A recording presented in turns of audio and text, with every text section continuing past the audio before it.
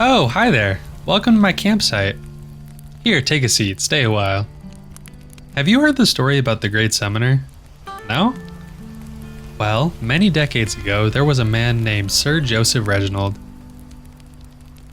Wait, no, that doesn't sound right. Oh, what was it? Oh, maybe it was Cletus. No, definitely not. Why can't I remember his name? I think it started with an A, like Alec? No. Alexander. Yes, Alexander. Wait, no, it was Alexander the Great. Yes, that's what it was.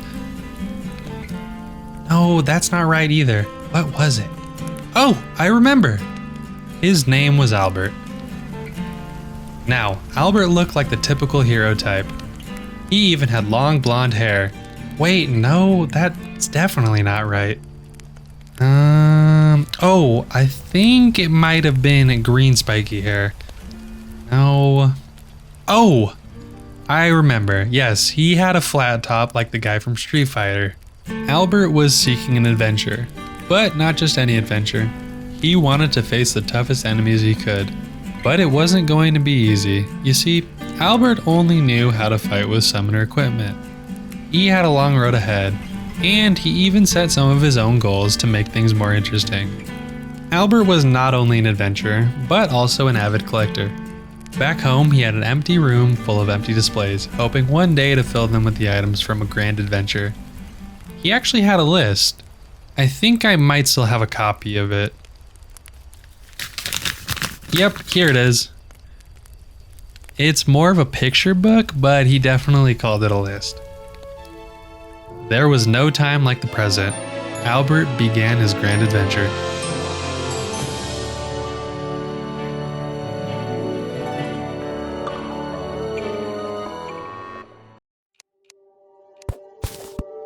Albert began his adventure much like any other, by deforesting the area. Without a weapon to defend himself, Albert was hopeless, so he made the ultimate sacrifice. Over and over again, in hopes of attaining his first summoner weapon. There were rumors of a weapon, a rare flower which spawned next to tombstones. So Albert created a lot of tombstones. He was confident there was enough for one to spawn. So while he waited, Albert began exploring the world. He had stumbled upon the roots of a massive tree. Inside the tree, he found a room with a chest, and as a sign of good fortune for the adventure, Albert found his first summoner weapon, the Finch Staff. The first item on his list was officially obtained. Unfortunately, the Finch Staff was not all that powerful, and Albert had infested his spawn with tombstones that spawned zombies and ghosts.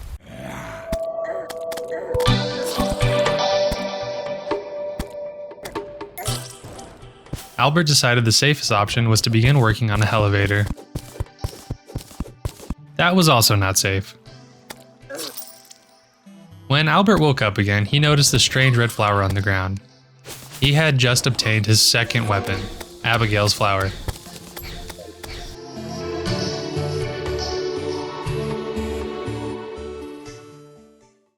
With his new companions, Albert began exploring the left side of the map, which led him to the jungle.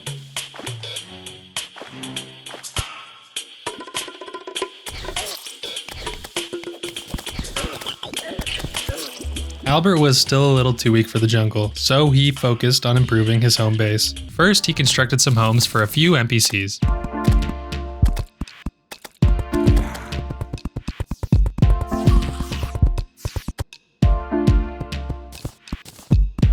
He then made a little lava pit, just in case any invaders wanted trouble.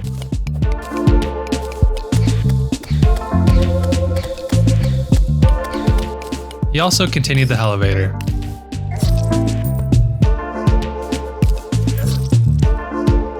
Finally, he managed to reach the underworld. And of course, he looted what he could. After a nice productive break, Albert was back to exploring. This time, he continued on the right side of the map. He quickly found himself deep in a blizzard, which meant he had located an ice biome. The ice biome held the key to a very big gear upgrade. Albert was on the lookout for snowballs. Snowballs with arms and legs, to be specific. Flink's fur offered many magical benefits when woven into a coat. Albert would also be able to manufacture a staff that could summon these creatures. Altogether, he needed 14 fur, so he created a hallway in hopes of coaxing the little marshmallows to spawn.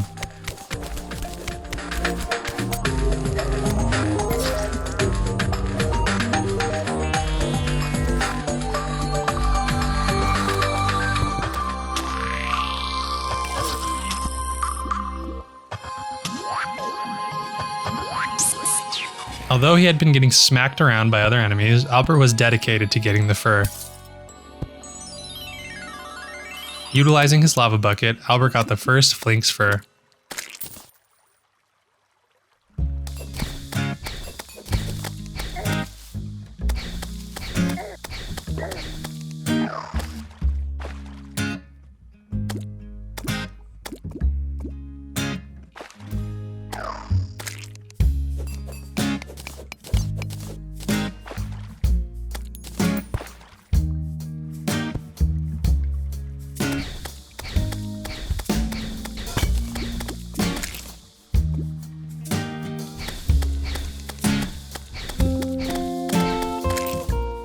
Albert had finally farmed enough fur to make the coat, so he headed home and began crafting.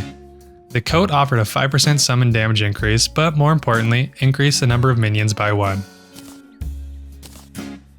While he was creating the coat, a new NPC had arrived in town, Maria the zoologist. Maria sold the leather whip, which was the first whip Albert could get his hands on. The only issue is that it was 9 gold, and Albert was not exactly wealthy at this point. He sold everything he possibly could, and after some tough negotiating, he was able to purchase the whip.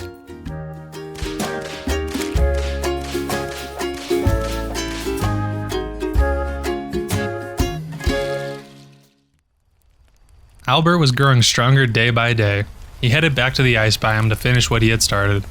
With his new coat and whip, the Flinkses never stood a chance.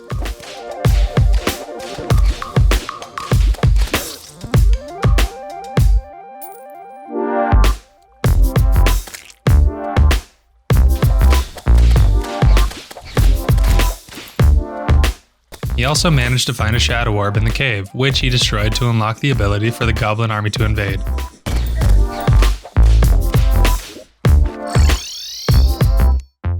With enough fur, Albert crafted the Flink staff.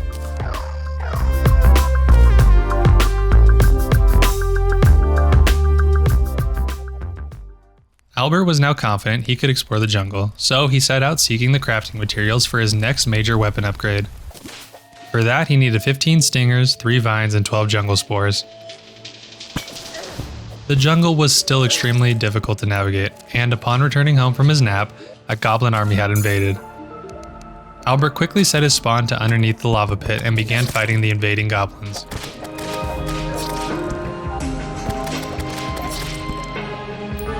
After numerous spontaneous naps, Albert had defeated the goblin army, which meant he could find the goblin tinkerer in the world.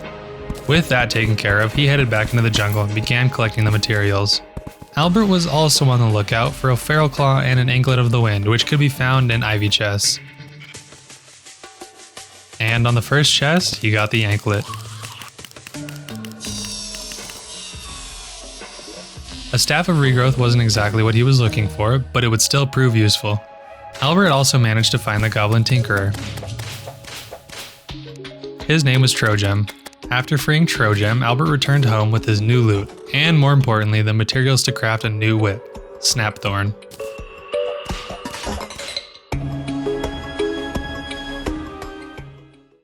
Albert decided to take a quick trip into the sky to look for sky islands. He quickly found an island which had a nice red balloon. With his abundance of gear, Albert was confident in his fighting capabilities. It was time for him to face his first boss, the Eye of Cthulhu.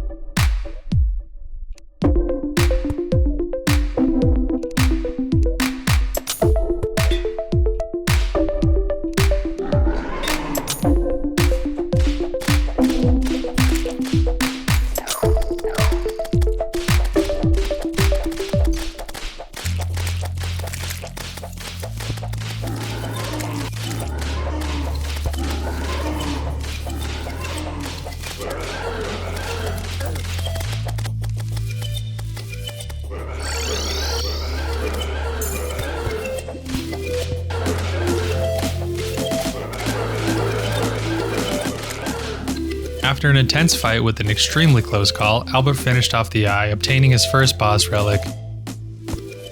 And the Shield of Cthulhu. Now that Albert had some cash, he visited Tollgem and bought a Tinker's Workstation and rocket boots. He was able to turn his Hermes boots into Spectre boots, then Lightning boots, and finally Frostspark boots. He also stuck his cloud in a bottle in that little red balloon he found. With all his new accessories, Albert was still focused on obtaining the feral claw from the jungle. Chest after chest, he was growing frustrated, but Albert pressed on. After finding a shrine filled with water, the feral claw had been obtained. Albert was feeling well equipped for whatever challenges came next. Oh, I forgot to mention, do you remember Albert's trophy room?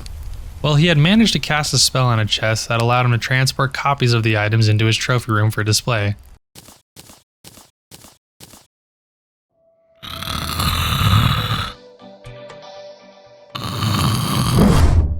What the? Where did this chest come from?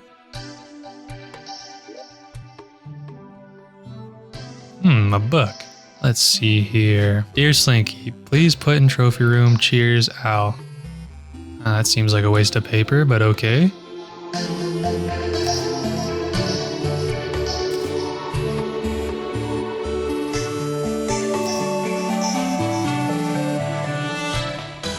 Well, it's getting late. We'll have to continue Albert's story another time.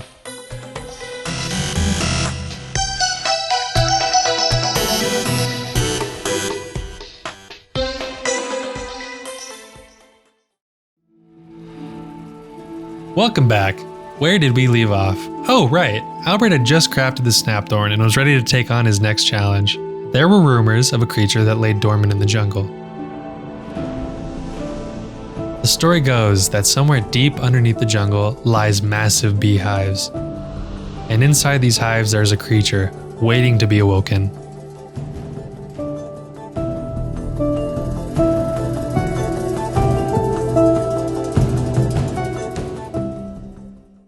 Albert was not afraid of these stories because he knew exactly what they were talking about. He knew all about the queen bee. Specifically, he knew she was the key to unlocking some powerful summoner gear.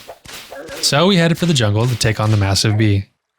He built a little arena for the fight, but didn't prepare much more.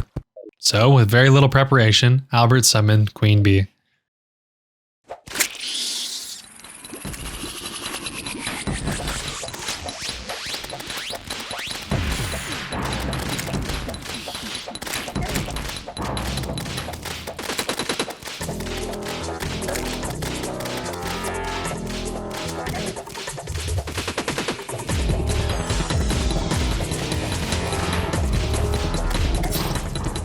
Albert quickly realized he needed a little more help for this fight.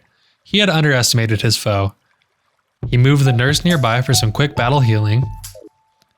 He also spent a hefty chunk of change reforging his flink staff and snapthorn.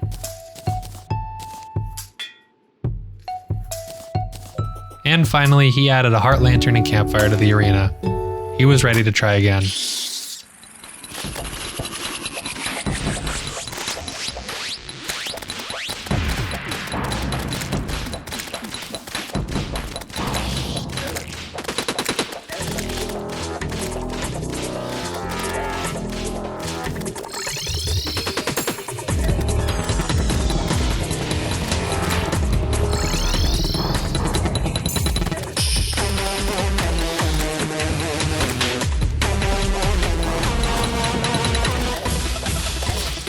Sadly, Albert had fallen in battle yet again, but this time he had nearly defeated the queen.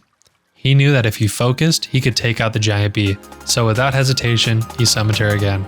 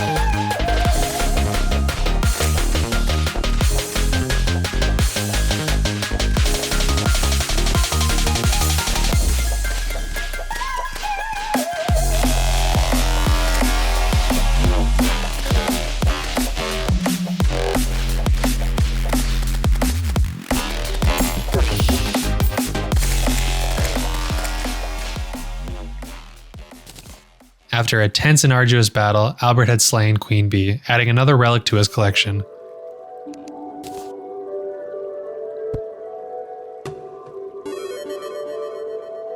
Queen Bee's loot bag offered many goodies, but Albert only cared about the bee wax and high pack.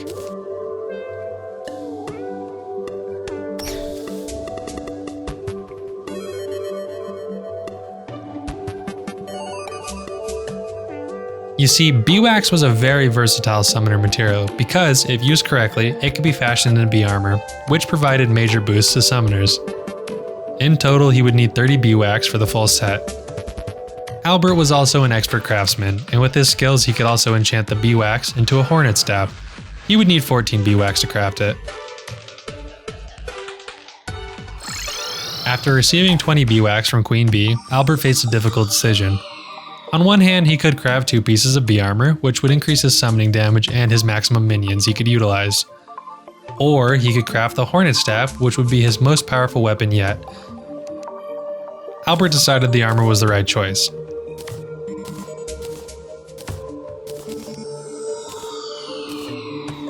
He headed back with his new armor to slay the bees some more.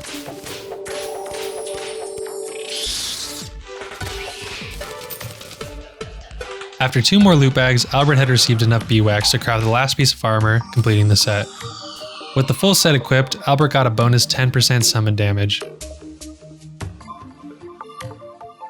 He also crafted the hornet staff, which allowed Albert to summon little hornets to fight for him.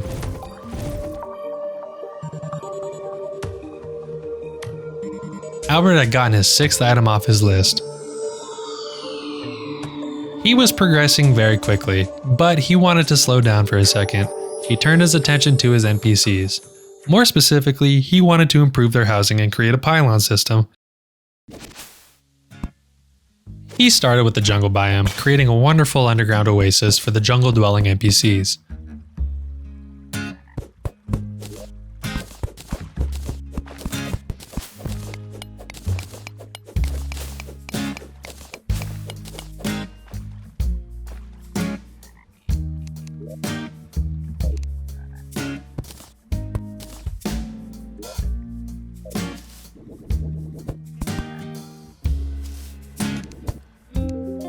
Albert was able to purchase his first pylon, the jungle pylon.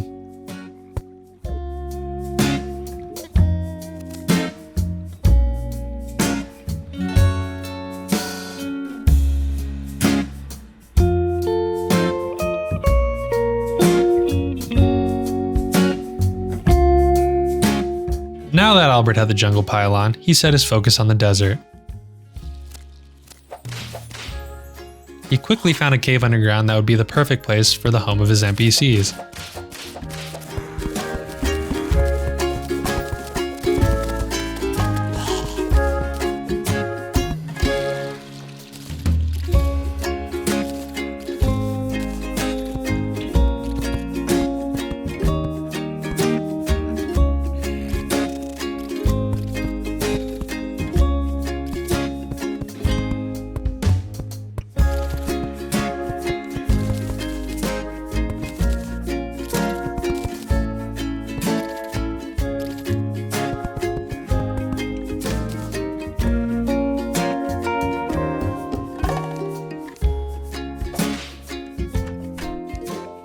Albert purchased his second pylon, the desert pylon.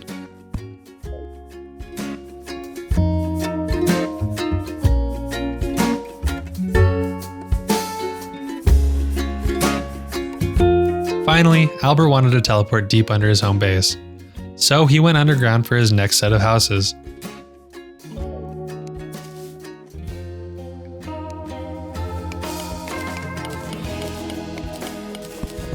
He found a perfect little cubby to begin, and with the help of some explosives, he began crafting a cozy underground base.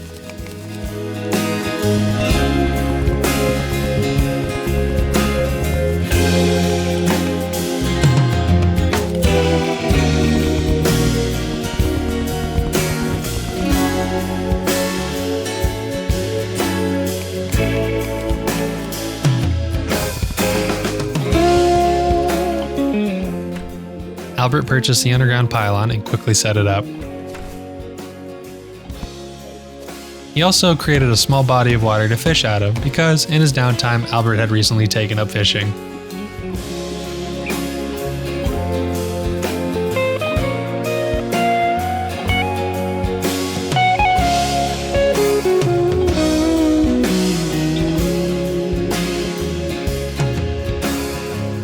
With this new pylon system, Albert would be able to quickly travel across the world.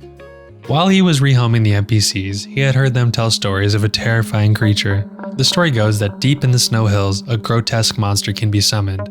This monster was the guardian of a summoner weapon Albert had only heard about in rumors. It was not a typical summoner weapon. It summoned a sentry. Albert had followed the directions in the story making the summoning object, and upon using it, he was greeted by the large beast known as Deerclops. Now, Deerclops was very powerful and made quick work of Albert. But upon reawakening, Albert noticed that Deerclops didn't flee. In fact, he was waiting for Albert.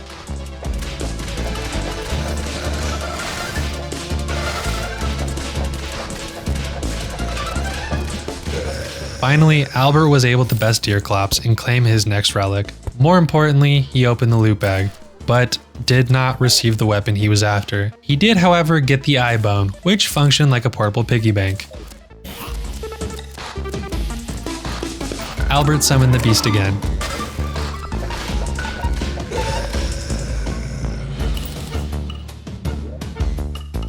And as it went the first time, he did not receive the weapon. Albert felt like he would have to battle Deerclops many more times, so he created an arena to make the fight a little easier. He also moved his bed next to the arena so he could wake up close by.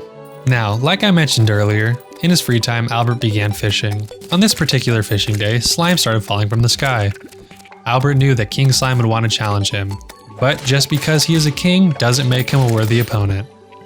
Albert added another relic to his collection. Back to Deerclops.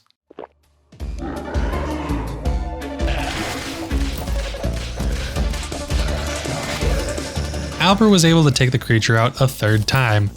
When he opened the bag, he was greeted with the item he was seeking. Houndius Shootius, Albert's first sentry.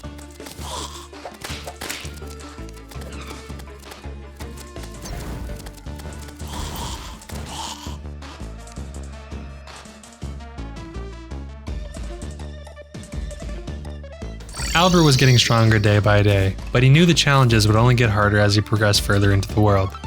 He was ready for whatever came next. Welcome back. When we last left off, Albert had slain the queen bee and obtained the hornet staff.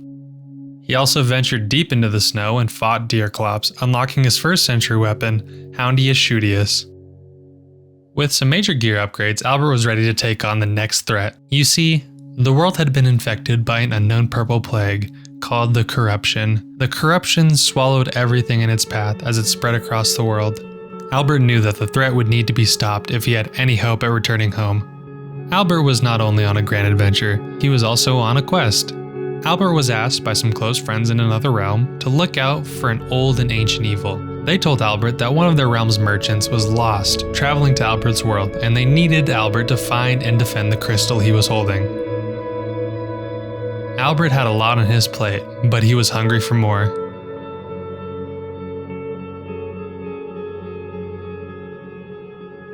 Albert was familiar with the Corruption. He knew quelling its spread would not be easy, but he had to start somewhere. Albert journeyed deep into the Corruption caves in search of magical orbs. He surveyed the area and found the perfect location for battle. Albert was here to destroy these orbs, but of course the Corruption would not let that happen without a fight. Once Albert destroyed 3 orbs, the Eater of Worlds would come out seeking vengeance. Albert prepared the area for battle. With a quick detonation, a bomb had destroyed the last orb, beginning the fight.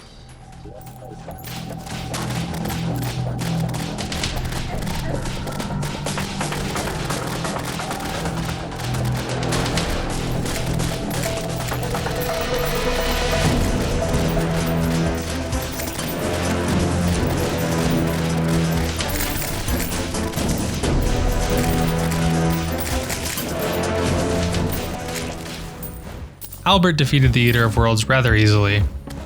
He was equipped with full bee armor, quick frostbark boots, a menacing cloud in a bottle, a warding hive pack, an anklet of the wind, warding feral claws, and a warding shield of Cthulhu. The Eater of Worlds gifted Albert with a new relic, a nice worm scarf, which greatly reduced his damage taken, and, most importantly, a handful of scales which Albert crafted into the Nightmare Pickaxe. With this new pickaxe, Albert quickly headed to the underworld to harvest some hellstone.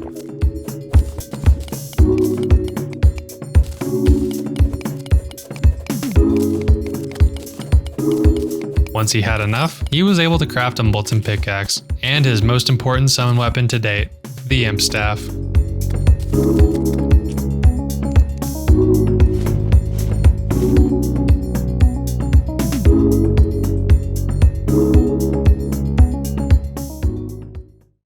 With the Imp Staff in hand, Albert was more powerful than he had ever been. He even managed to fashion some of the scales into obsidian armor, which offered strong boosts to summon damage and greatly increased his whip capabilities. Albert was now fully equipped to take on his next challenge, the evil force his friends had warned him about. Albert's friends had mentioned that this army of evil creatures could only be fought in a flat area. So Albert took to the skies and began building an area where he could face these enemies.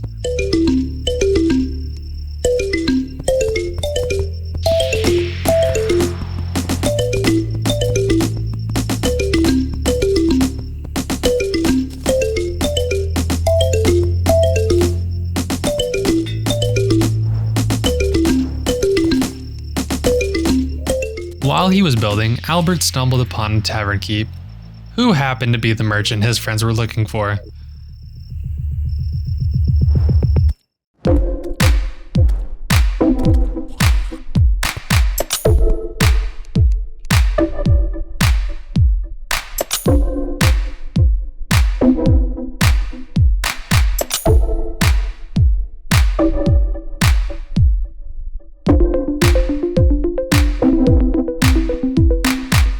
With his battleground complete, Albert talked to the tavern keep and received the crystal he needed to defend.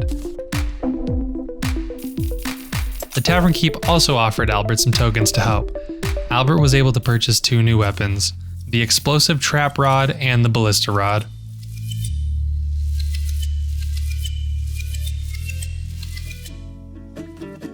With these new weapons in hand, Albert was ready to face the threat.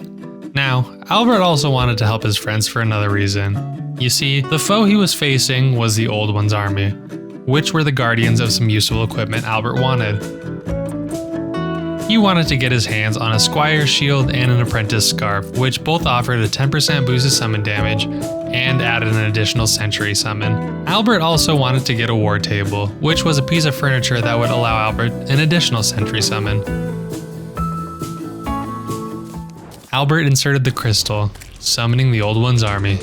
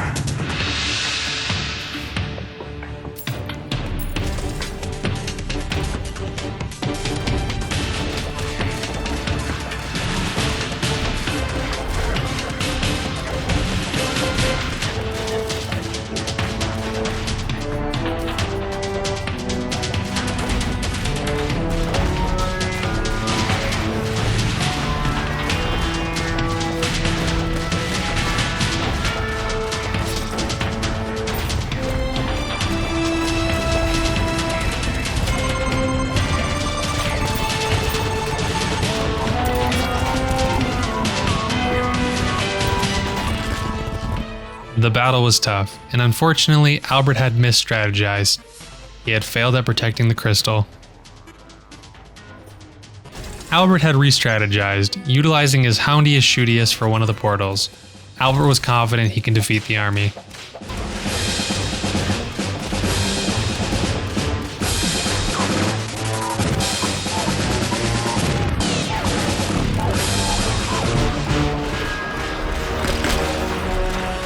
After defeating the second wizard, he realized the battle was over. He had successfully defended the crystal.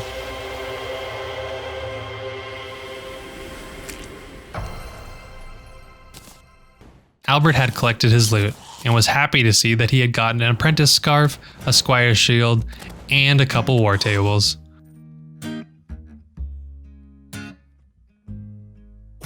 Albert had successfully gotten everything he wanted and defended the crystal, but he still felt uneasy. Although he had temporarily beaten the army, he felt that they would be back. He knew that this defeat would only make the army grow stronger, and then at some point they would try to invade again. He would have to be ready. And to complete his set, Albert purchased the remaining 2 sentries from the tavern keep, the lightning aura rod and the flame burst rod, completing Albert's list of sentry weapons in the first part of his journey.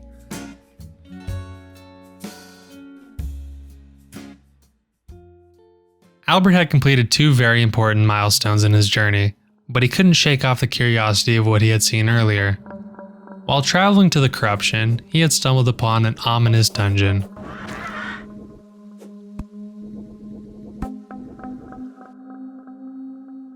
Albert was unsure who this old man was, or what he was doing in this mysterious dungeon in the middle of nowhere. Although he wasn't sure about the dungeon, he knew it was the next step in his journey. Welcome back. When we last left Albert, he had just defeated the Eater of Worlds and the Old One's army. He stumbled upon an old mysterious dungeon with an ancient evil inside.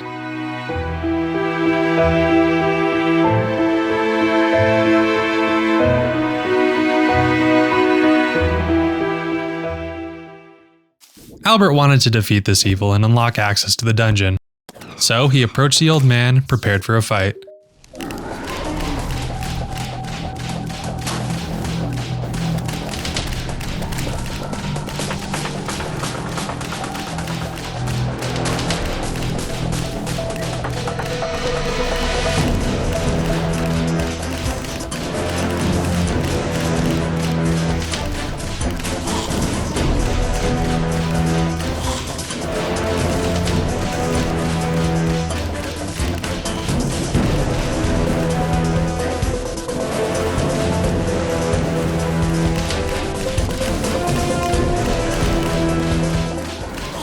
After a tense battle, Albert bested Skeletron. He was equipped with full obsidian armor, lucky frostspark boots, menacing cloud in a bottle, angry apprentice's scarf, lucky worm scarf, warding feral claws, and a warding shield of Cthulhu. With the curse broken, Albert could now enter the dungeon. He was on the lookout for a couple of things. There were 2 furnitures he wanted: the bewitching table, which would increase the number of minions he could use, and the alchemy table, which gave Albert a chance to save some materials when brewing potions. He was also on the lookout for a cobalt shield and the mechanic NPC. Albert quickly found the first item, the bewitching table.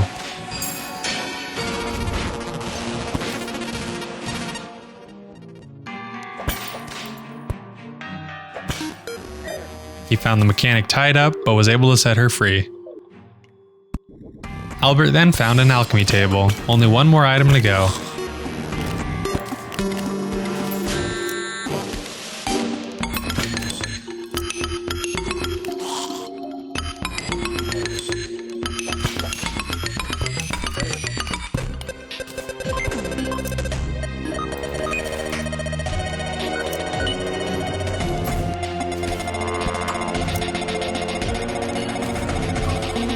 Finally, Albert located a cobalt shield.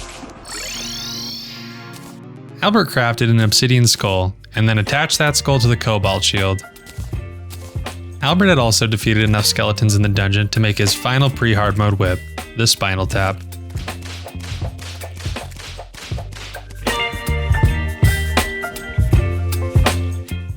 Albert was almost ready to enter hard mode, but he felt like he needed to build a few things first.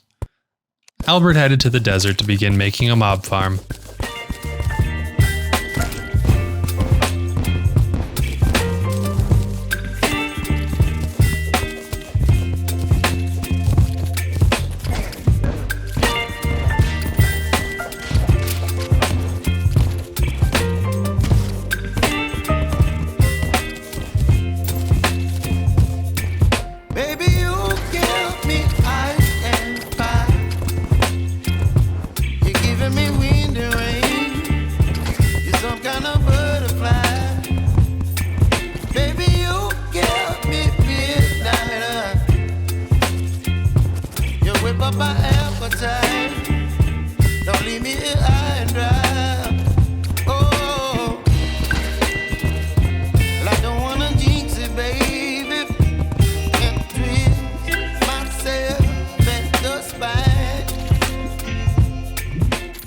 final bucket of lava, the farm was complete.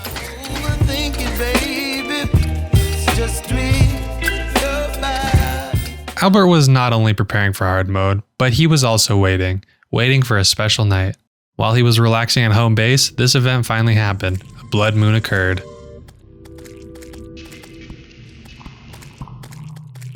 Albert quickly prepared. He didn't have much time. He headed to the lake and began fishing because he was on the lookout for two enemies, the wandering eyefish and the zombie merman. These monsters were the key to obtaining a vampire frog staff.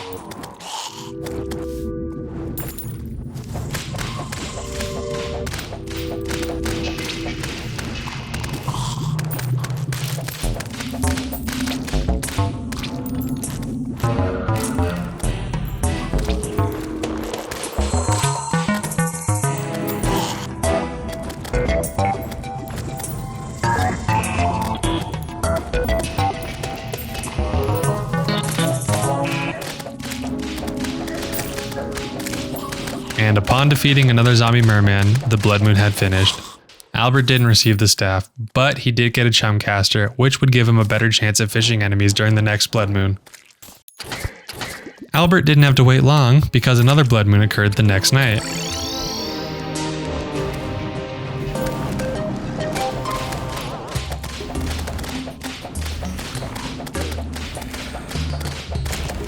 This time around, Albert was lucky enough to receive a vampire frog staff.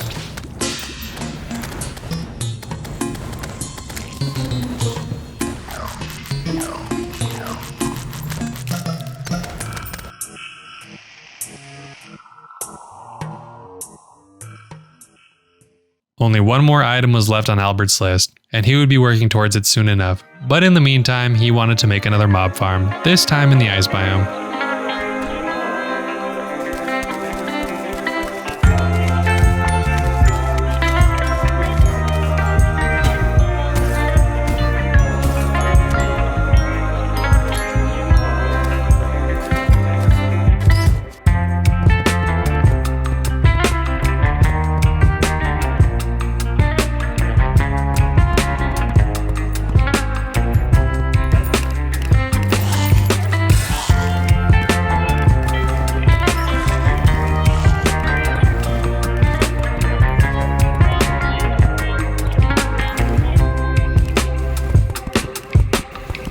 The mob farm was practically done, but Albert wasn't making this any ordinary farm. To complete his plans, he went back to the dungeon to harvest some of its bricks.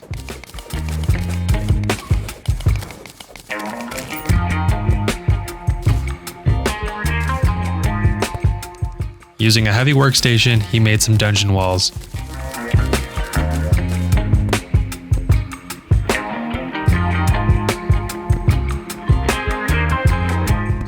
And with a few gravestones, he also crafted some spider walls.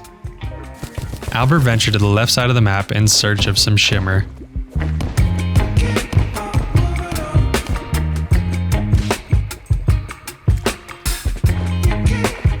Once he located a pool, he threw in the walls he just crafted, converting them into active versions.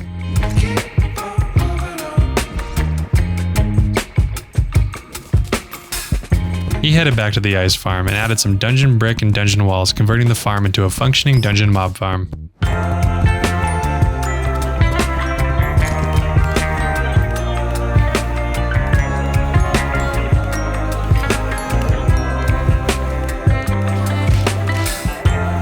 Finally, with a bucket of lava, he completed the second farm.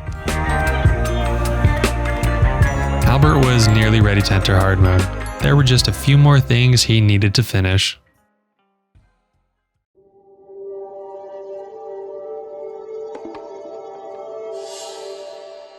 Welcome back to Albert's adventure. I hope you're enjoying the story thus far. When we last left off, Albert had made some major progress on his adventure. He slayed the giant skull known as Skeletron and unlocked access to the riches found within the dungeon. Albert also built 2 mob farms, one in the underground desert and one in the underground ice biome. Albert hunted down some aquatic creatures during a blood moon, in search of a new staff that would summon deadly vampire frogs. After receiving this weapon, Albert was only one more staff away from completing his pre-hard mode collection. Albert was on the verge of entering hard mode. The wall of flesh was in his sights.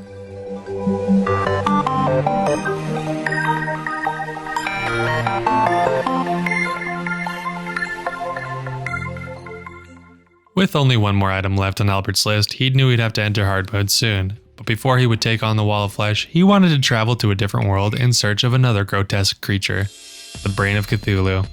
Since Albert's world was home to corruption, he had to travel to another world which was home of the Crimson. He quickly found the Crimson Caves and ventured deep within.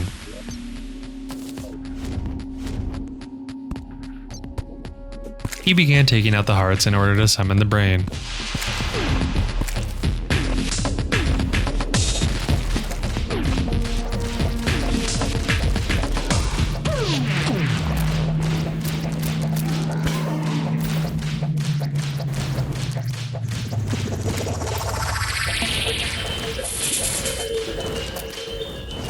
Albert made quick work of the brain and returned home with the loot. The Brain of Confusion would be a very useful accessory for Albert because, as a summoner, his defense is rather low. The brain would give Albert a chance to dodge attacks altogether. With that out of the way, Albert began preparing an arena in the jungle for Plantara and an area for Plantara bulbs to spawn.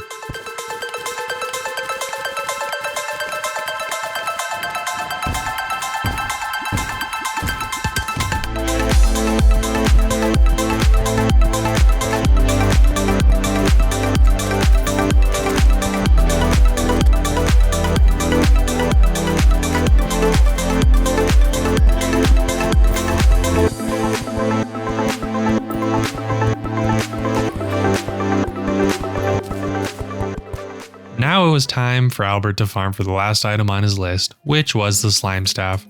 Unfortunately, the slime staff doesn't have the best chances of dropping, so this was going to take a long time.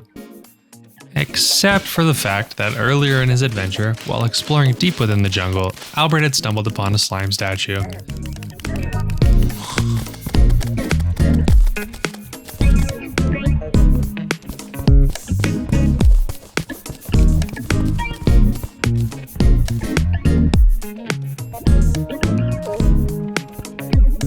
Now all he had to do was wait.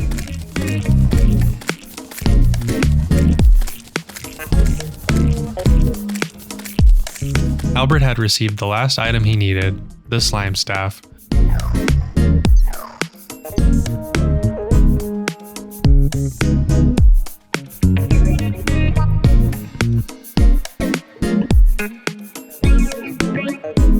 His first list was complete, which means he can move on to the next one, hard mode.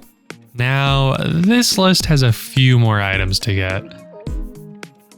Albert wasn't quite ready to enter hard mode. He wanted to transform his base into something a little more fashionable.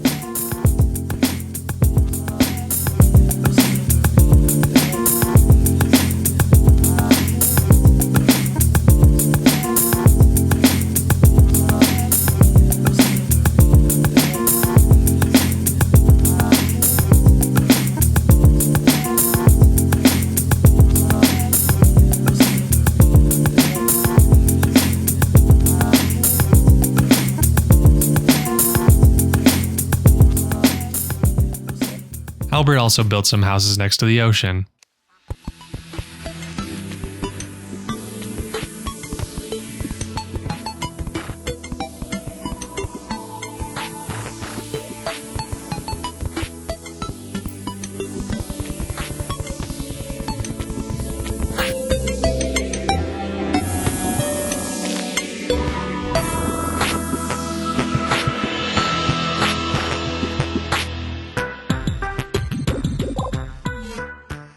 Hopefully this ship doesn't attract pirates.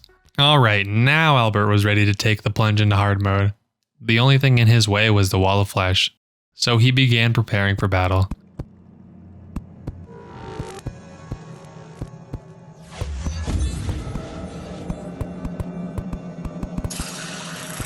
Instead of farming voodoo dolls, Albert built a guide house nice and close to the lava for easy summoning. It was time for battle.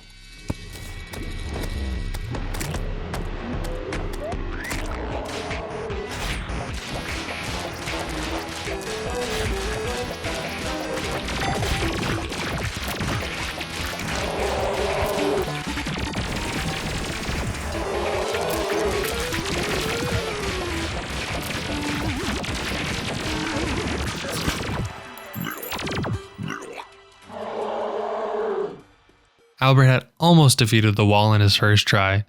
He knew he could take it down.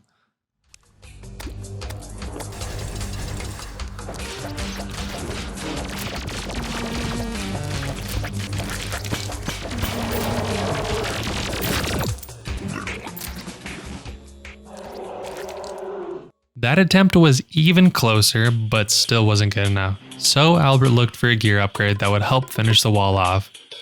He headed to the jungle to talk to the witch doctor, who was selling a pygmy necklace which could increase his minion count by 1.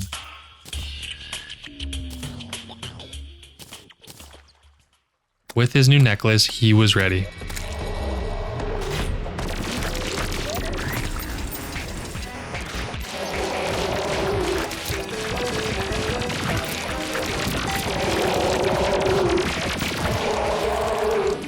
Albert had defeated the wall of flesh, launching his world into hard mode. He was equipped with full obsidian armor, menacing frostspark boots, a pygmy necklace, menacing apprentice scarf, warding worm scarf, warding feral claws, and a warding shield of Cthulhu. Albert received the demon heart, which unlocked an extra accessory slot.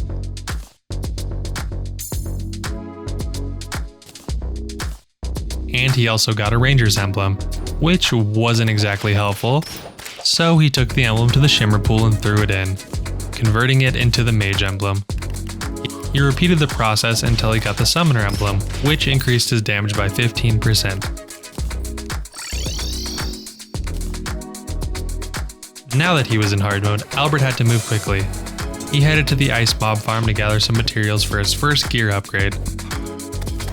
He placed the infested spider walls in the farm, allowing black recluses to spawn.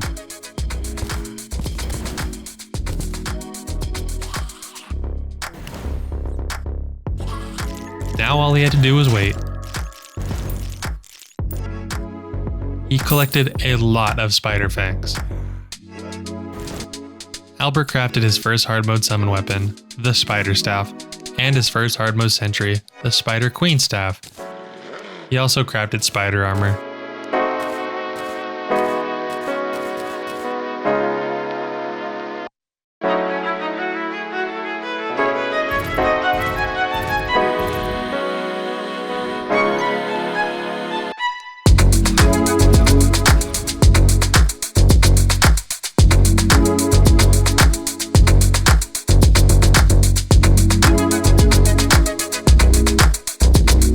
Well, that's all I have in me for today.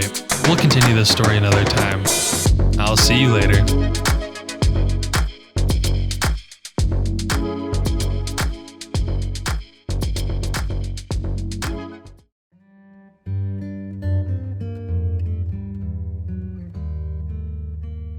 Welcome back.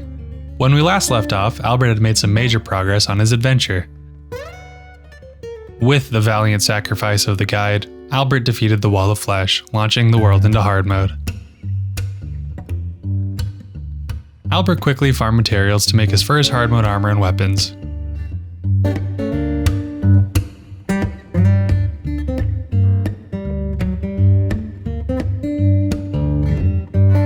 There was a lot of things Albert wanted to achieve, but he knew if he was ever going to make any progress, he would need to take flight. So Albert took to the sky in search of some wyverns, hoping to harvest some of their souls of flight.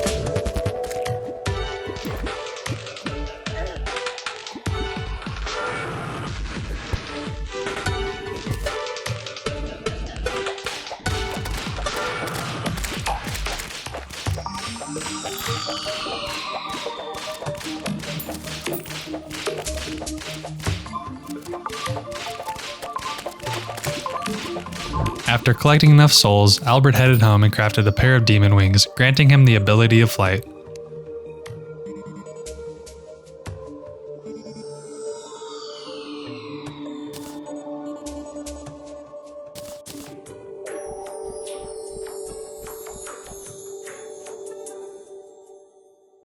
The next step Albert took was to harvest some new ores that were introduced into the world. To do that, Albert had to destroy some demon altars.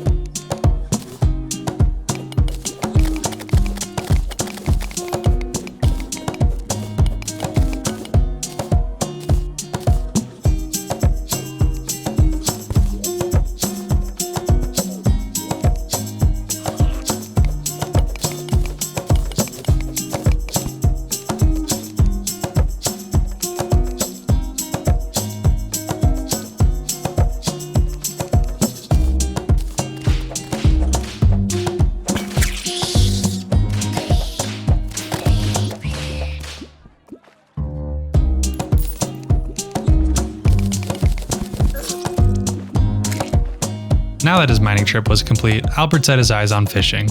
Specifically, he wanted to fish up a new enemy that was the keeper of a very powerful weapon.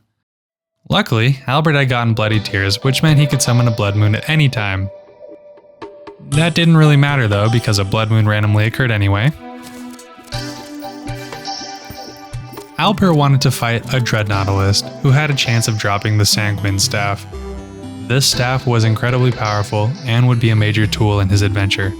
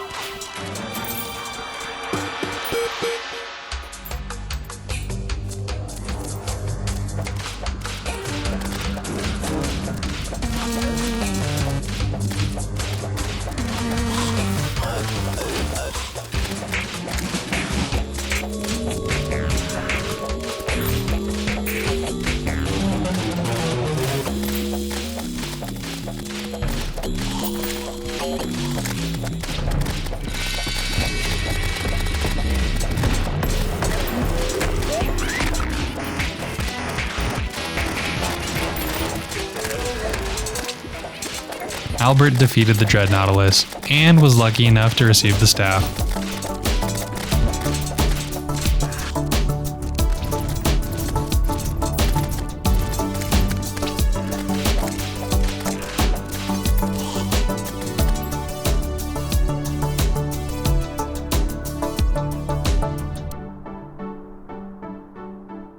Equipped with his new staff, Albert set his eyes on the ocean and the pirates who patrol it. Albert headed to the ocean to farm some pirate maps.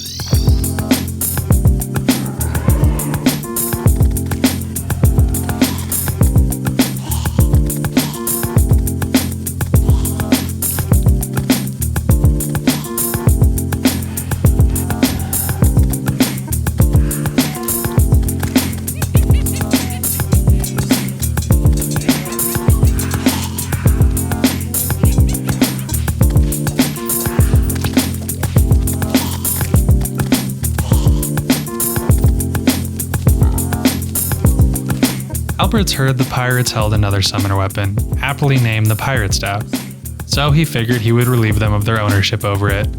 While returning home, Albert ran into an ice golem. He knew the ice golem's core could be used to fashion a new whip, so he tried to defeat it.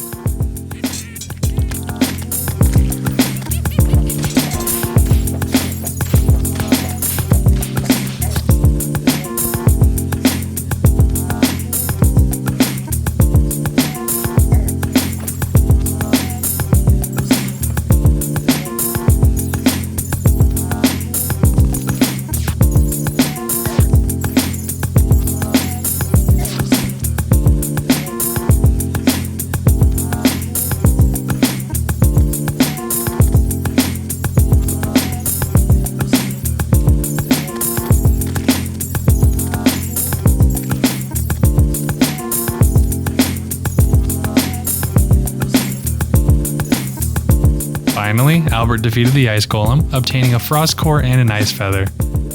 Albert used the feather to make new wings,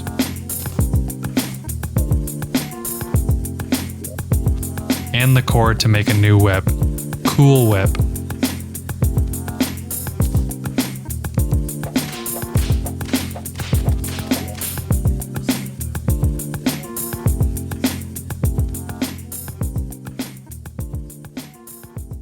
Now it was time for Albert to take on the pirates.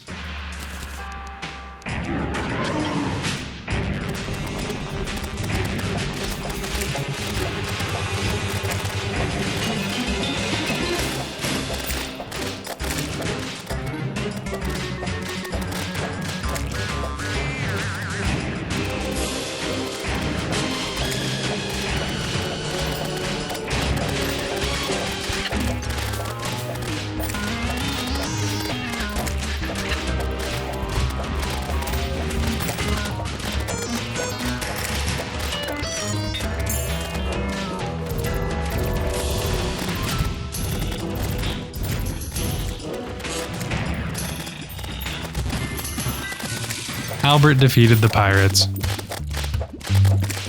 He found a lot of loot, but couldn't locate a pirate staff.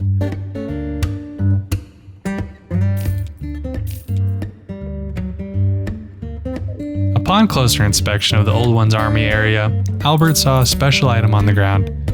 He found a pirate staff.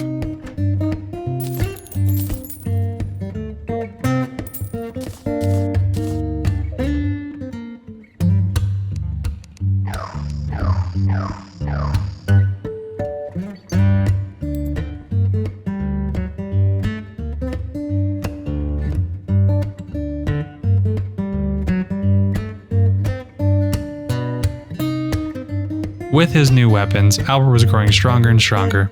He was ready for whatever came next. But that's a story for another time.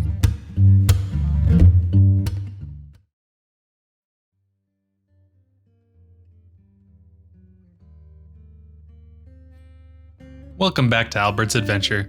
Things are heating up for Albert as he rapidly progresses through his journey. When we last left off, Albert had slain the creature from deep beneath the waves known as the Dreadnautilus, collecting a powerful sanguine staff.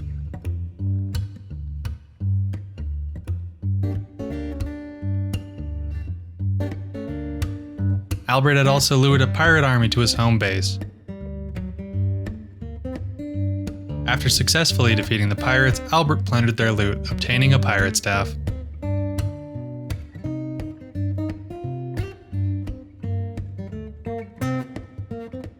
Albert was barreling towards the end of his journey, but for now he still had some important things to take care of.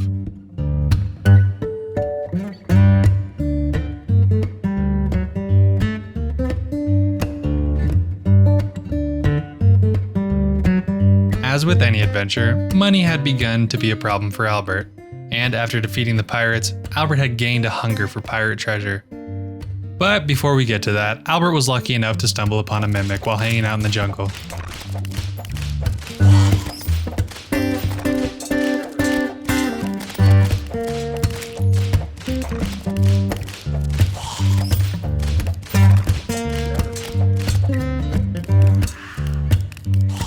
Even luckier, the mimic dropped the Titan glove, which Albert used to craft the power glove, which greatly increases whip speed.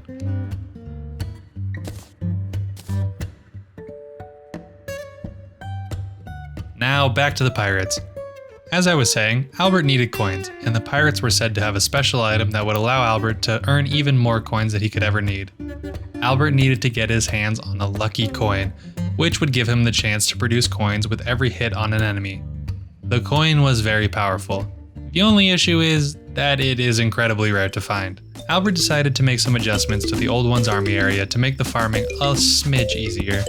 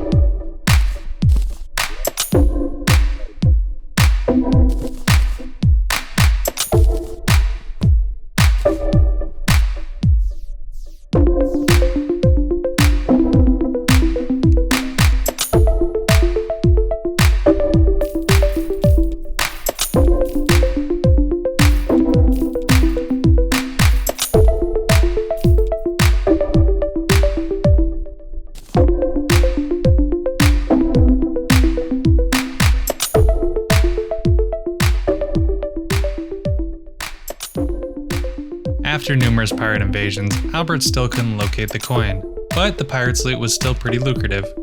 Albert had enough money to reforge some of his gear. And he was broke again. He wasn't quite done with the pirates just yet, but that would have to wait. The corruption was spreading quickly, and Albert knew his only chance of stopping it was to obtain a Contaminator. In order to get one, he would have to defeat the most challenging boss he has faced yet. One of the 3 mechanical bosses. Albert decided the twins would be the first one to face.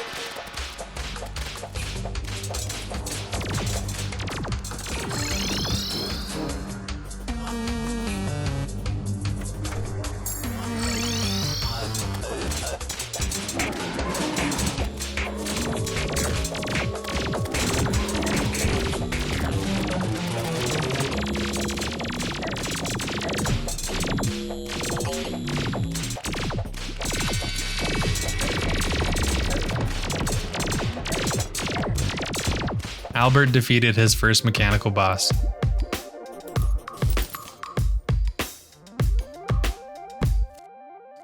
He was equipped with full spider armor, fleeting frostspark boots, angry brain of confusion, a summoner emblem, warding worm scarf, frozen wings, a power glove, and a warding shield of Cthulhu.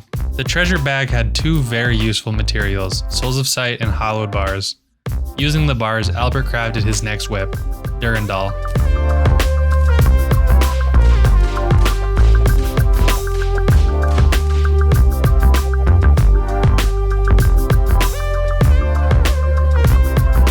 And using a black lens in the souls, Albert crafted the optic staff.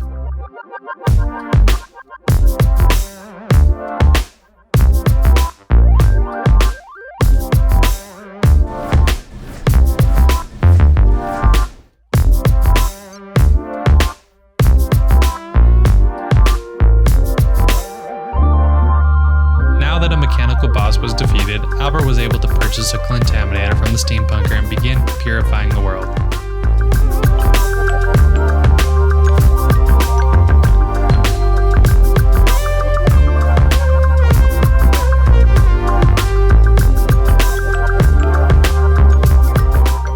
And of course, he went back to the pirates.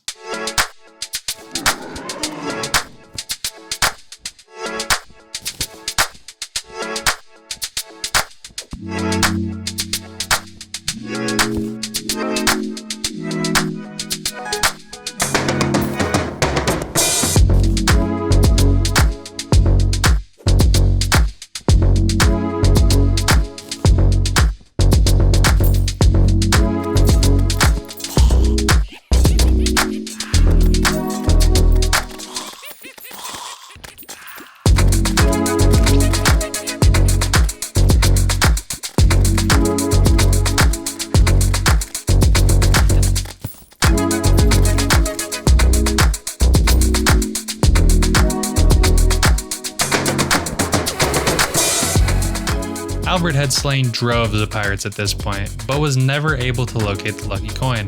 He was able to make a hefty chunk of change from selling their loot, which would allow him to reforge all of his equipment.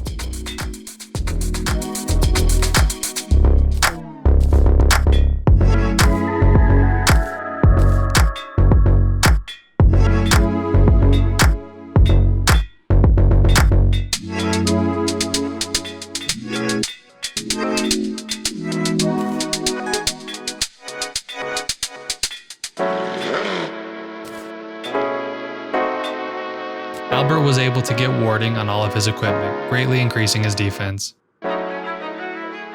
With one mechanical boss defeated, Albert knew he must take on the other two. Now these two bosses would be a great challenge for Albert, but he was not afraid. He knew he would overcome whatever challenge came next.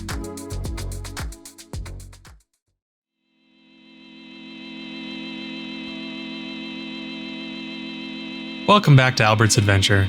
When we last left off, Albert had defeated the twins, knocking off one of the mechanical bosses.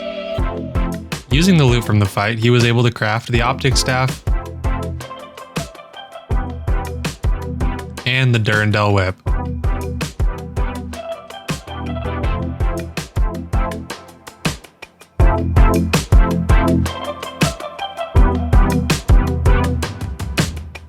Before Albert took on the last two mechanical bosses, he made a little pit stop in the underworld.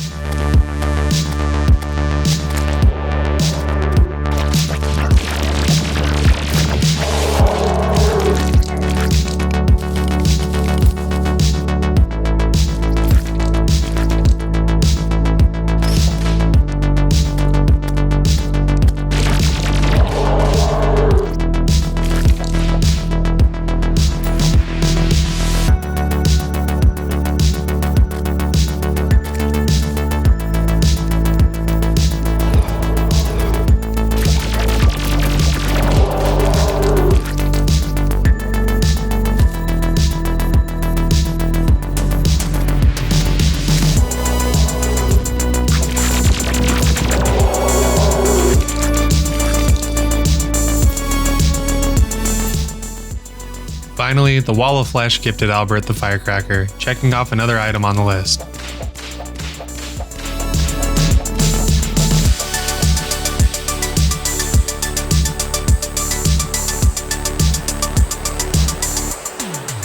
Now Albert set his eyes on the last two mechanical bosses, the Destroyer and Skeletron Prime. He opted to battle the Destroyer first.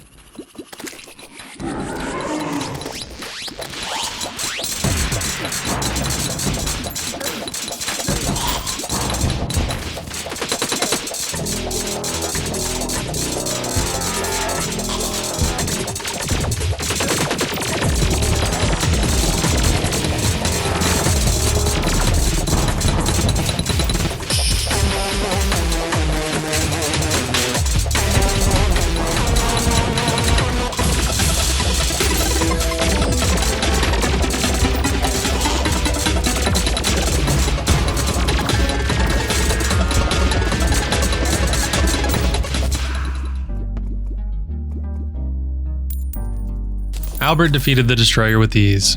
He was equipped with full spider armor, warding frost spark boots, warding brain of confusion, warding summoner emblem, warding worm scarf, warding frozen wings, a warding power glove, and a warding shield of Cthulhu. With the Destroyer defeated, only one mechanical boss remained, Skeletron Prime.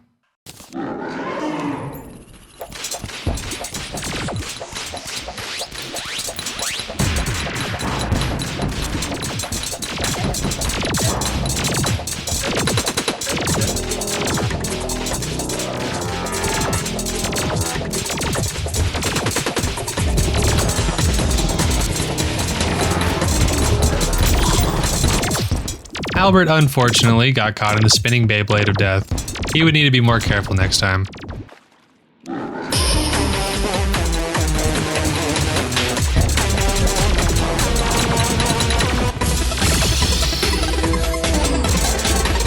And with 5,000 HP left, he got caught in the Beyblade again.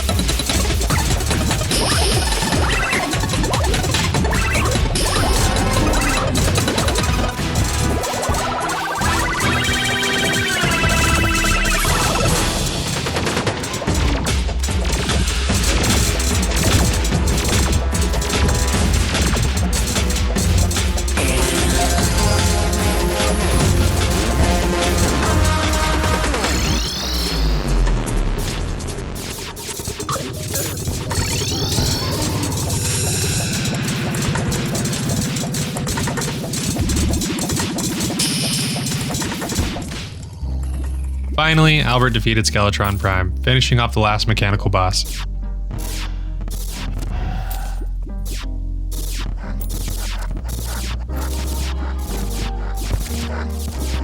Utilizing the hallowed bars, Albert made himself a full set of hallowed armor.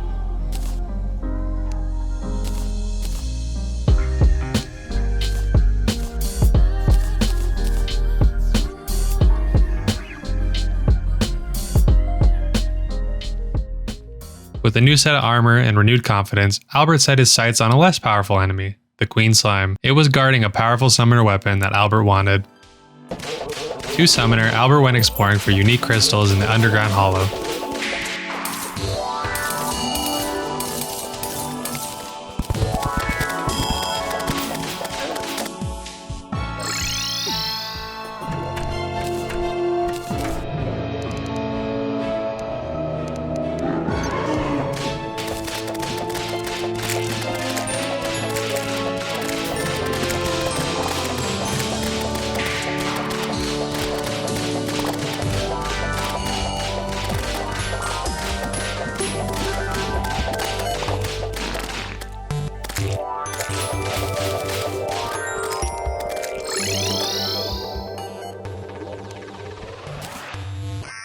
Albert defeated the Queen Slime. He crossed his fingers hoping for the staff.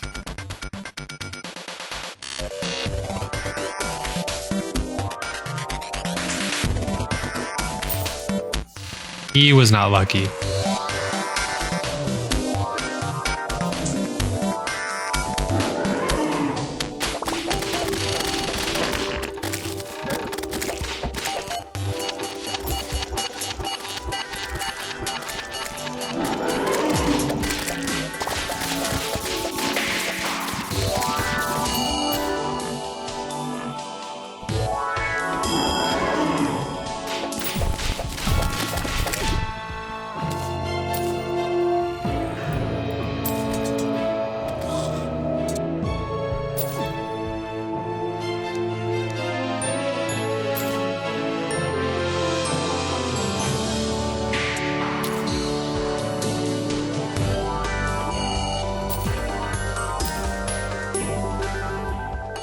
Many loot bags later, Albert found the blade staff.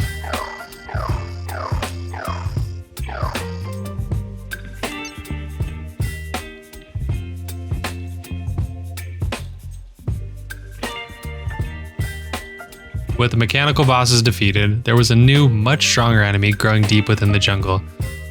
But that's a story for another time. Well, I'll see you later.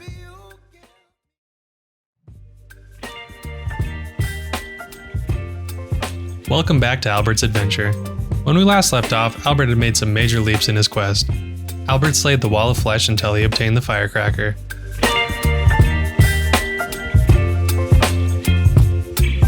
He took on the destroyer, knocking off another mechanical boss. He then defeated Skeletron Prime, completing all of the mechs. Albert bested the Queen Slime. And after many loot bags, he obtained the blade staff.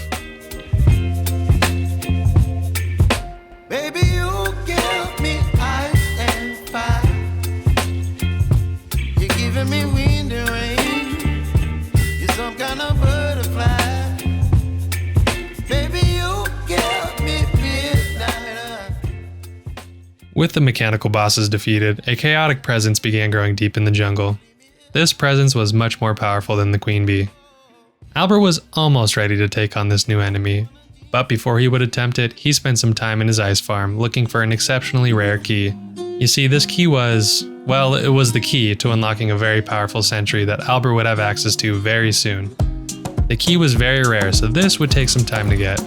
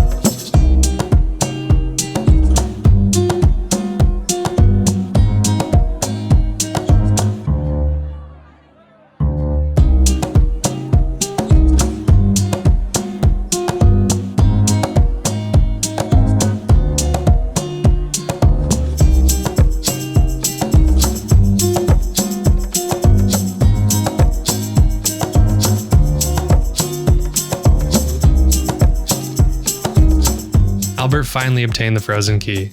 Since he was farming so long, he managed to accrue quite the stack of platinum coins, which means he probably wouldn't have to worry about money for the rest of his adventure. Now that he had the key, he headed to the jungle to take on the new enemy.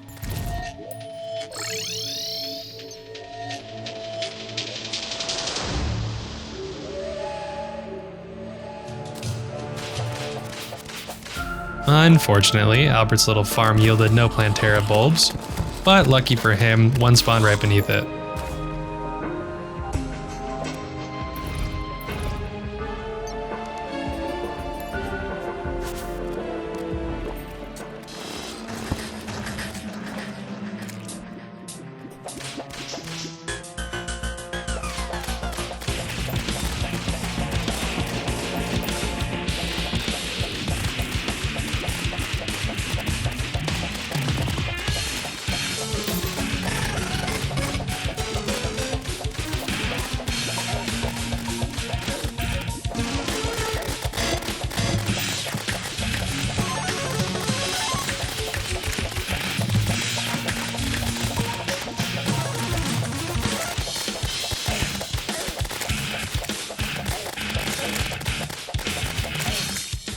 Albert was unsuccessful in taking out Plantara, but he knew with some minor modifications to the arena, this fight would be a breeze.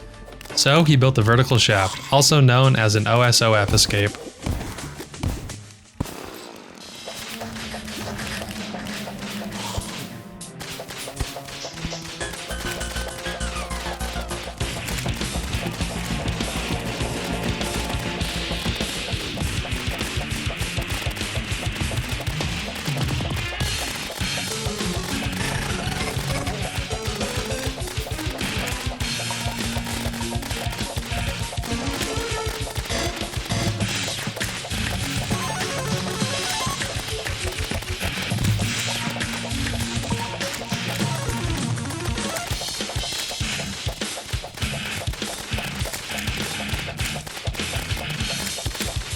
Albert defeated Plantara. He was equipped with full hallowed armor, warding frost spark boots, warding brain of confusion, warding summoner emblem, warding worm scarf, warding frozen wings, warding power glove, and a warding shield of Cthulhu.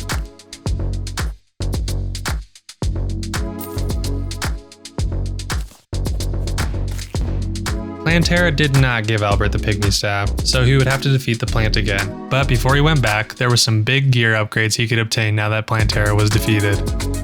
Albert headed to the dungeon to finally use the frost key.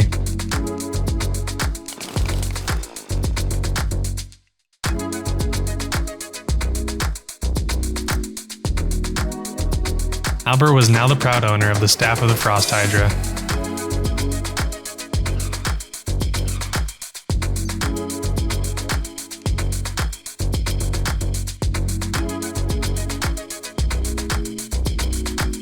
The Frost Hydra was a very powerful upgrade for Albert. With his new sentry, Albert headed back to the ice farm, but this time he was finally ready to use the dungeon part of the farm.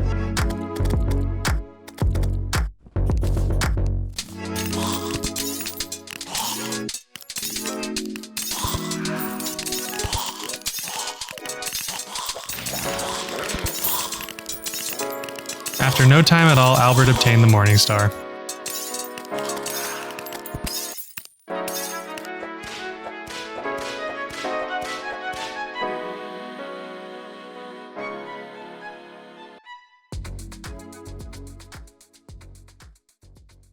The Morning Star was a powerful upgrade for Albert and would help him topple whatever challenges would come. Albert was not done upgrading his gear. Using a frozen turtle shell and a paladin shield, Albert crafted the frozen shield.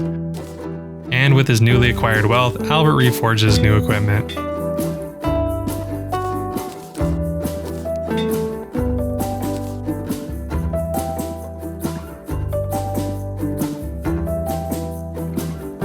Next, Albert headed back to the jungle to visit the witch doctor.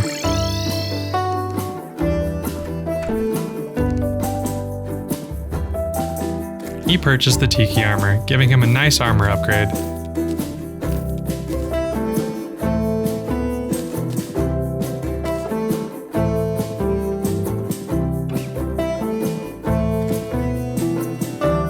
And the Hercules beetle, which increases damage and was a component on some future upgrades. For one last time, Albert headed back to the ice farm for 2 more items. He managed to get the ninja tab eye and a black belt.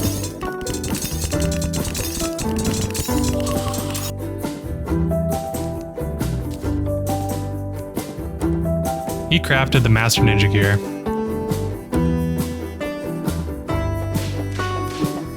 Now that Albert was geared to the fullest extent, he headed back into the jungle to take on Plantara.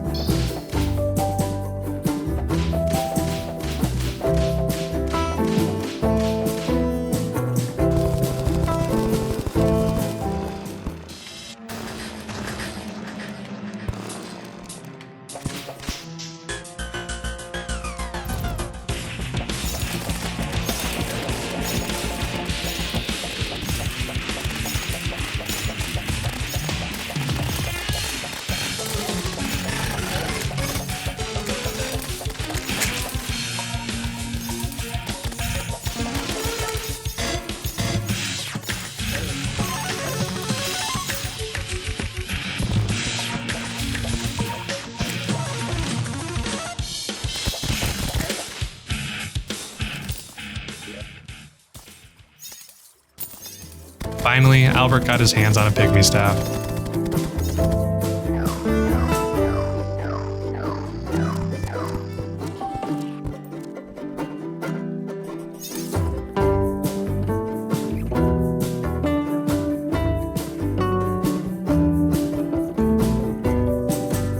Albert was moving steadily through his list, and he would soon have to face an old enemy, one that he had faced before.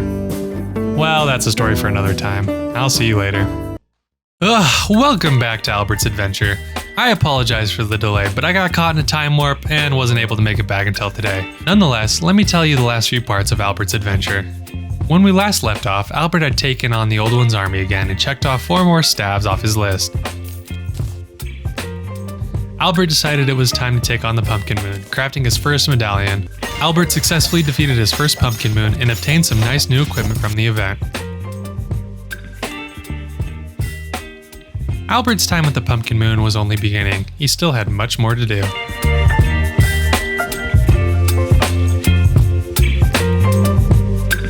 Although Albert was able to obtain a couple of gear upgrades, there were still 2 weapons from his list he needed to get.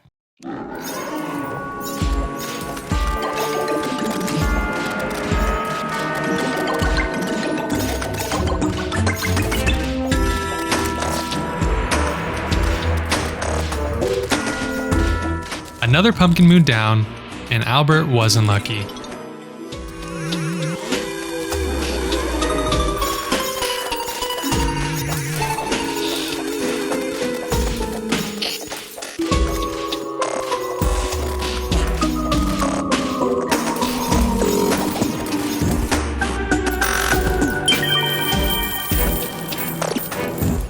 The third Pumpkin Moon offered nothing new. However, Albert had finally enough wood to craft spooky armor.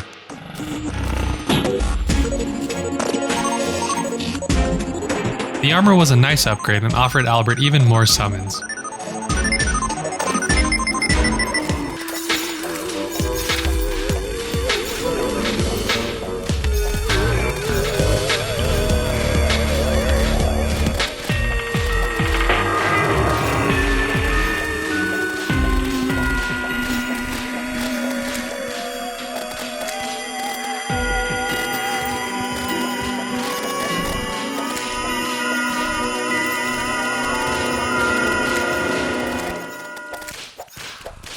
Yet again, Albert didn't find what he was looking for. After 4 Pumpkin Moons, Albert pondered what he should do next. So he went on a little side quest to the lizard temple in the jungle.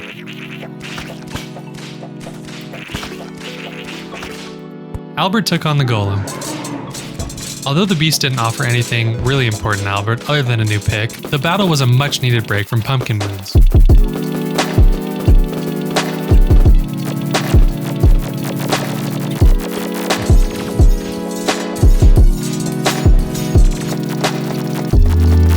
Albert defeated the golem. The treasure bag unfortunately did not have the pickaxe.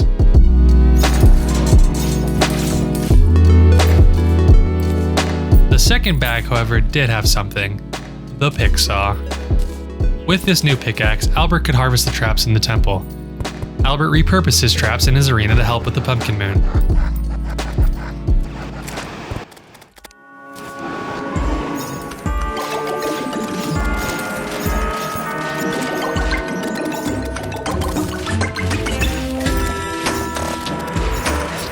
Although Albert had fallen, he noticed something new drop to the ground. Albert finally received one of the weapons, a new whip, the Dark Harvest.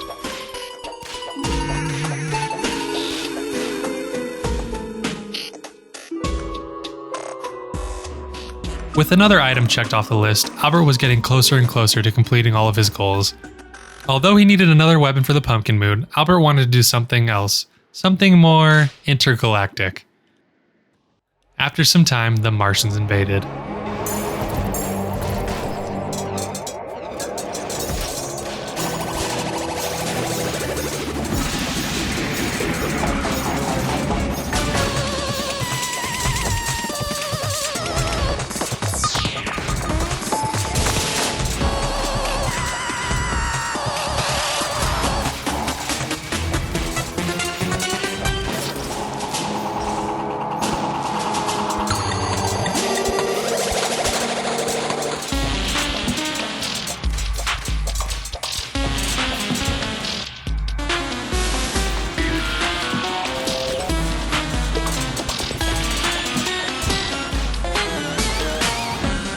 Albert successfully defeated the Martians, but did not get what he wanted.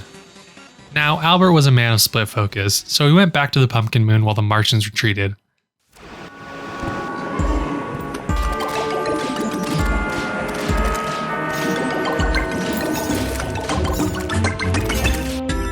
And nothing.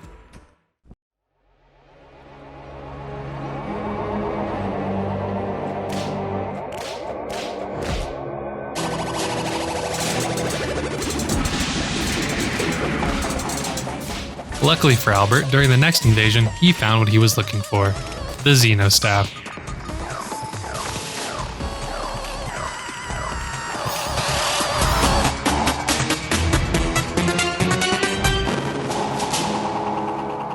Another item checked off, but still the Pumpkin Moon taunted him.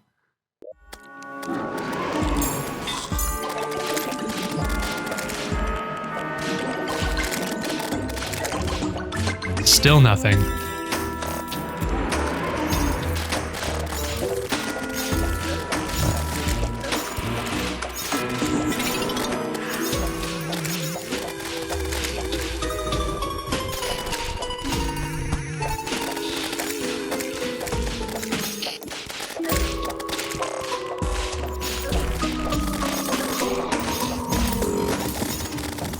Unsurprisingly, Albert still couldn't get his hands on the Raven Staff.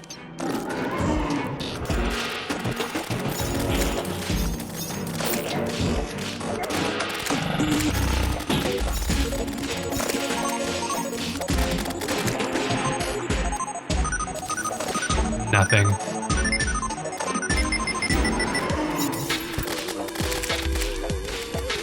And nothing. At this point, Albert was very annoyed, so he changed his focus again, this time to the solar eclipse.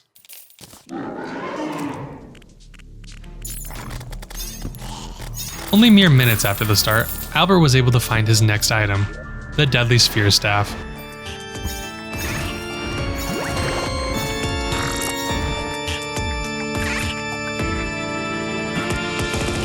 I'm sure this won't surprise you, but after unlocking a new item, Albert went back to the Pumpkin Moon. And yet again, he couldn't find the staff. After yet another Pumpkin Moon, Albert's insanity was creeping up slowly. He needed something to let out his anger, and he had heard rumors of a sea creature that held onto a special staff. So he headed into the Mushroom Kingdom to find bait.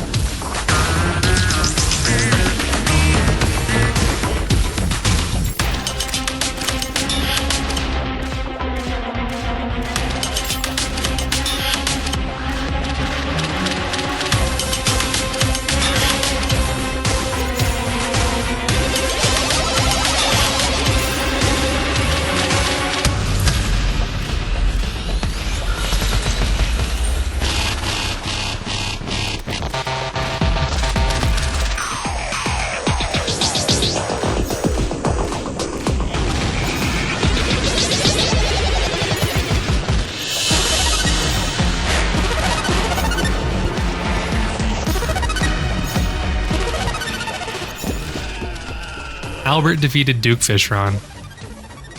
He did not find the weapon, however, so he would eventually have to take on the giant fish again.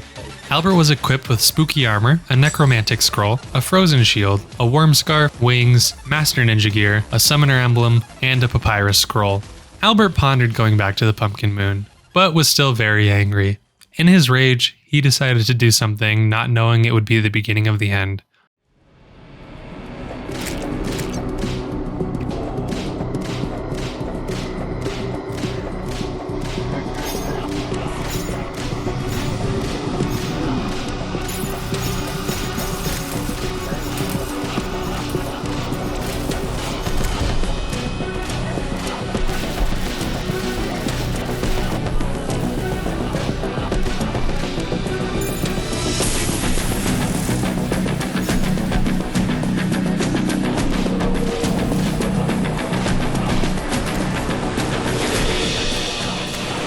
Albert defeated the lunatic cultist, wholly unprepared for what came next.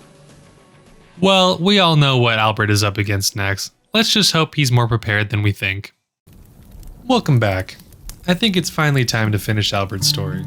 Now, where did we leave off? Oh right, when we last left Albert, he had defeated the Golem, received a new whip, He defeated the Martians and got the Xeno Staff, took on the Eclipse and collected a Sphere Staff, and of course he defeated the lunatic cultist.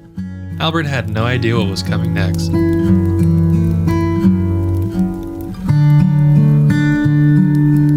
Before Albert took on the pillars, he had an urge to fight Duke Fishron again.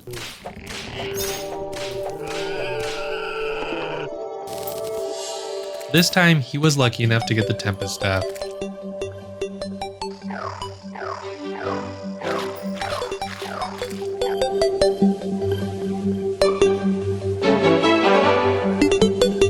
With that out of the way, it was time to take on the pillars.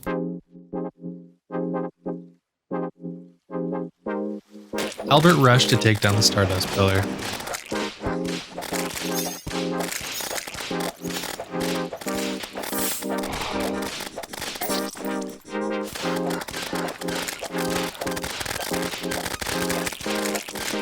After swiftly defeating the pillar, Albert forged the Stardust into two new powerful weapons, the Stardust Cell Staff and the Stardust Dragon Staff.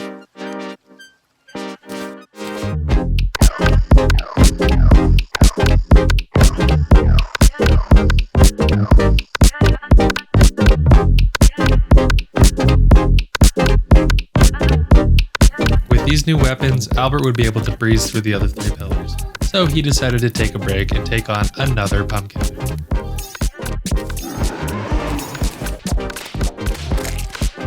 Finally, after a long and arduous battle, Albert received a Raven Staff.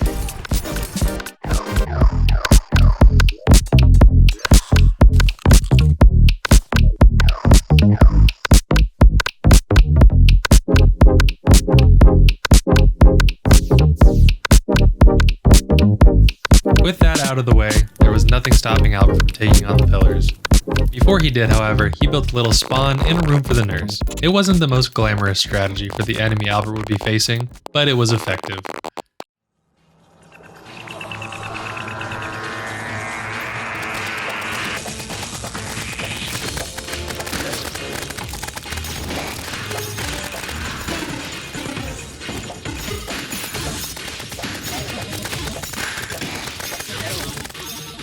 With the last pillar falling, it was only a matter of time before the Moon Lord arrived.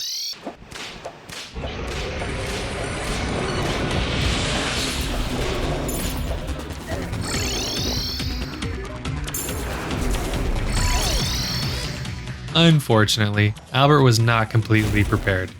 Albert was confident in his strategy, however. He just needed another go.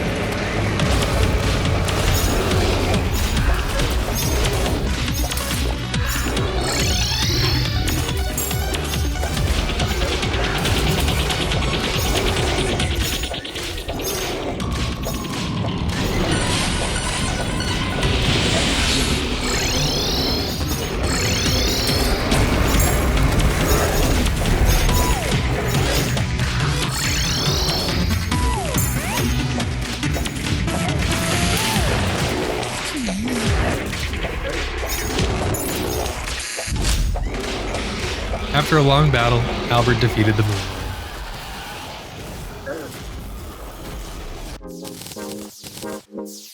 As the credits rolled, Albert knew his adventure was nearing its close.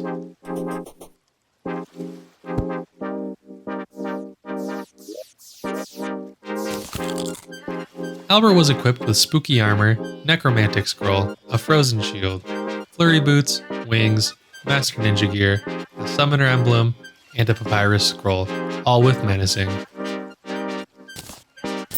Unfortunately, the loot bag did not have any of the weapons Albert was looking for, so he would have to defeat the Moon Lord again.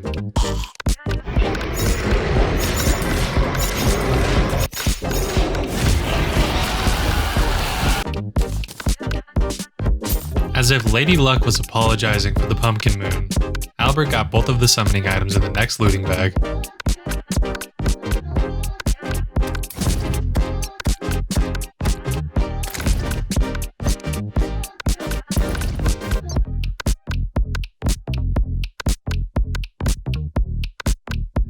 Since Albert had defeated the Moon Lord, he was able to craft Stardust armor, officially maxing out his gear.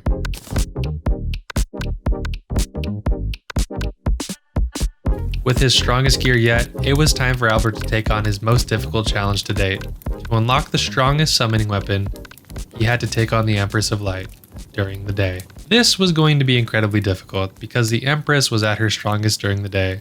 Albert knew he couldn't withstand any damage from her during the battle, so his evasion skills needed to be on point.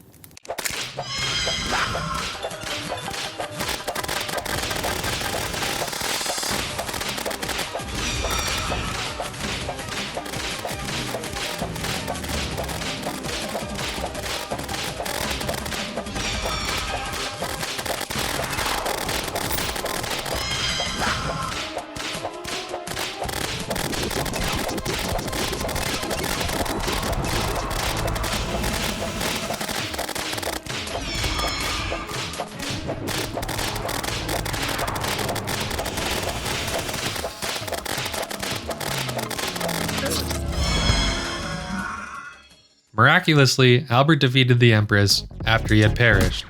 His sentry took care of business. Albert was equipped with full Stardust armor, a papyrus scroll, a necromantic scroll, a sunstone, a summoner emblem, a Hercules beetle, a destroyer emblem, and a pygmy necklace, all with menacing. Albert received the most powerful summon weapon, the Terra Prisma.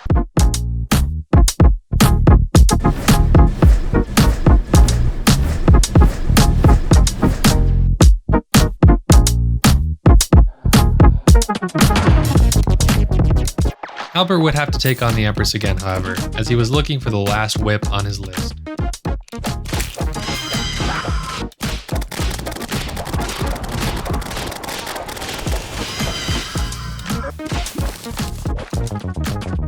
After defeating the Empress again, Albert was fortunate enough to get the kaleidoscope.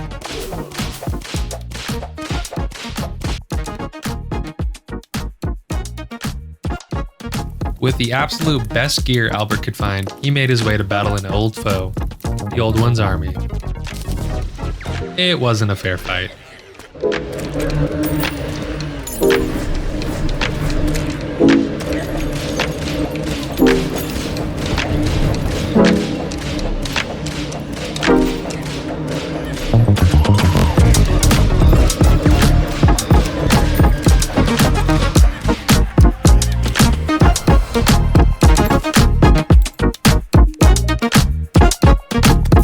Bullying the army a few more times, Albert had enough tokens to purchase 4 more sentries, leaving only one weapon on the list. With his final goal in sight, Albert set off for the Desert Key.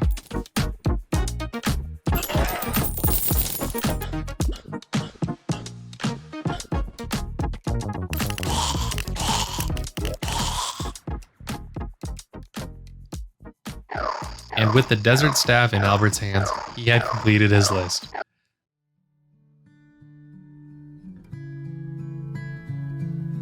The adventure he started so long ago had come to an end. He retired his gear to the walls of his house and made preparations to return home.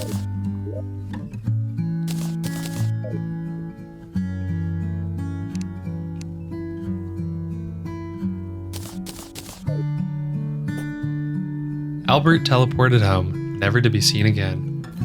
Well, that's the end of Albert's adventure. Albert returned home after an exhausting and fantastic journey, retiring to the countryside. No one has seen Albert in a long time, but his story lives on. Well, I hope you enjoyed the story, but it's getting late, so you better get going.